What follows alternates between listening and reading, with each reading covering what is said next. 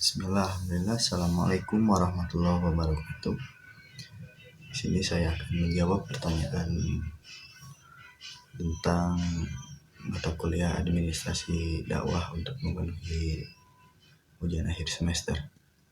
Yang pertama ada peran administrasi dakwah dalam meningkatkan efisiensi pengelolaan dakwah. Administrasi dakwah adalah suatu kegiatan atau usaha untuk membantu, melayani, mengarahkan, atau mengatur semua kegiatan di dalam mencapai suatu tujuan di dalamnya. Ada upaya untuk mengajak atau menyeru yang pada jalan kebaikan atau jalan yang benar, yaitu agama Islam. Peran administrasi dakwah ini sangat penting dan sangat dibutuhkan untuk mengatur keberlangsungan kegiatan dakwah. Peran administrasi dakwah ini untuk memperlancar proses urusan administrasi dan aktivitasnya. Perannya yaitu yang pertama ada membuat keputusan. Islam sangat terbuka bagi lembaga atau instansi untuk melakukan proses dakwah dan membuat keputusan dalam persoalan yang berkaitan dengan urusan administratif. Apapun itu keputusannya yang dianggap wajar dan tidak bertentangan dengan syariat Islam. Setiap keputusan yang diambil berdasarkan keperluan tertentu. Tidak dibenarkan menggunakan teori sendiri semata-mata mengejar material atau tuntutan hawa nafsu.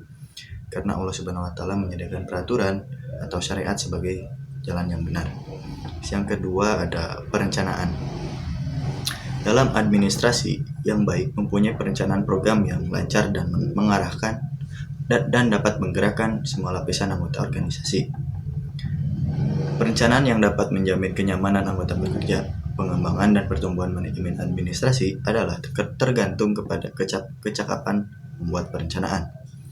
Sebuah organisasi dakwah tidak hanya sekedar melakukan aktivitas operasional, kesadaran, bimbingan, dan kebajikan, tetapi hendaklah merencanakan untuk menjadikannya yang administrasi dalam sebuah negara, seperti merencanakan strategi perekonomian, pertahanan, pembangunan sosial, dan sebagainya. Lalu pembelaan terhadap umat Islam tetap terjamin. Yang ketiga ada kepemimpinan. Kepemimpinan adalah suatu elemen penting dalam manajemen. Administrasi akan maju jika pemimpinnya matang dan mengatur administrasi yang terbuka, serta bersatu dan satu pemikiran dengan anggota atau bawahannya. Tetapi perbedaan yang besar antara ulama dan umaro, di mana Islam telah menetapkan bahwa kepemimpinan ulama menjadi pemimpin tertinggi karena lebih mengenal Islam dan tuntutannya. Mereka memimpin manusia di dunia dan akhirat. Mereka mewarisi kepemimpinan dari para nabi. Kemudian diikuti dengan kepemimpinan umaro yang menekuni administrasi negara. Umaro ini tentu mereka yang mematuhi segala tuntutan Islam agar mereka dipatuhi oleh seluruh umat Islam. Sepatutnya umaro itu mesti terdiri dari kalangan ulama. Oleh sebab itu dalam urusan administrasi Islam, pemimpin sebuah organisasi dakwah seharusnya terdiri dari kalangan ulama. Yang keempat ada pengorganisasian. Pengorganisasian adalah pelaksanaan dari keputusan-keputusan yang diambil setelah dibuat perencanaan yang teratur, berpedoman kepada tujuan. Di dalam proses pengorganisasian, faktor kepemimpinan menjadi persoalan utama karena menentukan kepercayaan umum untuk menerima dakwah. Sedangkan faktor struktur administrasi menjadi kekuatan dalam operasi dalam sebuah institusi dakwah. Seterusnya, faktor kelengkapan proses juga dijadikan perlengkapan kepada kesempurnaan dan keperluan dalam dakwah. Faktor struktur dan kelengkapan ini merupakan suatu gambaran kepada umum yang dapat menarik jiwa dan mendekatkan mereka dengan Islam. Yang kelima ada dorongan. Dalam usaha memberikan kepuasan kepada anggota, faktor dorongan ini sangat penting. Ini akan membentuk suatu kecenderungan bekerja dan merupakan kehendak hati yang memberi rangsangan untuk melaksanakan kerja. Oleh sebab itu, dorongan melalui upah atau ganjaran atau akhlak menjadi daya penggerak utama.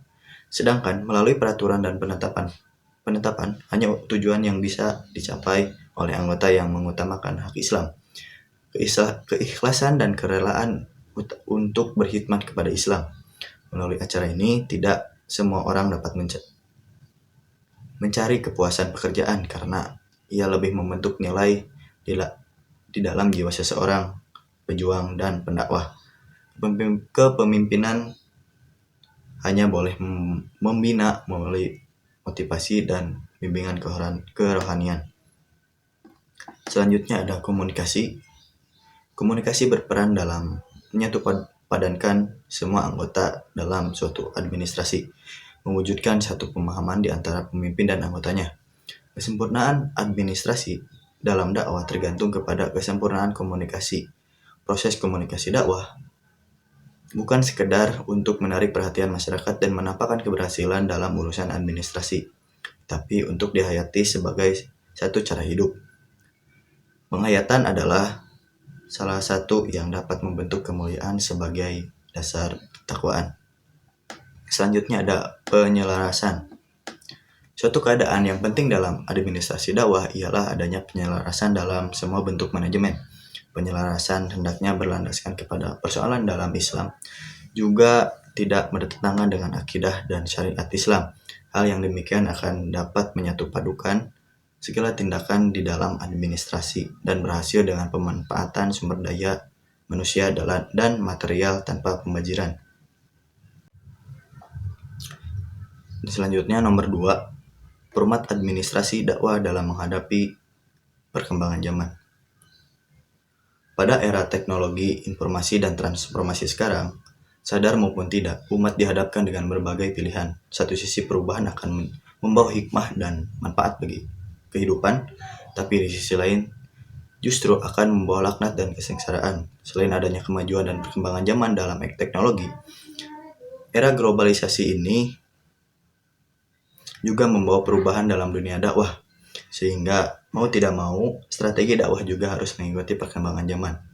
Islam telah menetapkan bagi setiap mukmin untuk menegakkan amar ma'ruf dan nahi munkar, yaitu menganjurkan pada setiap mukmin untuk mengajak orang lain untuk mengerjakan kebaikan dan mengajak mereka semaksimal mungkin menjauhi segala bentuk kemungkaran atau keburukan.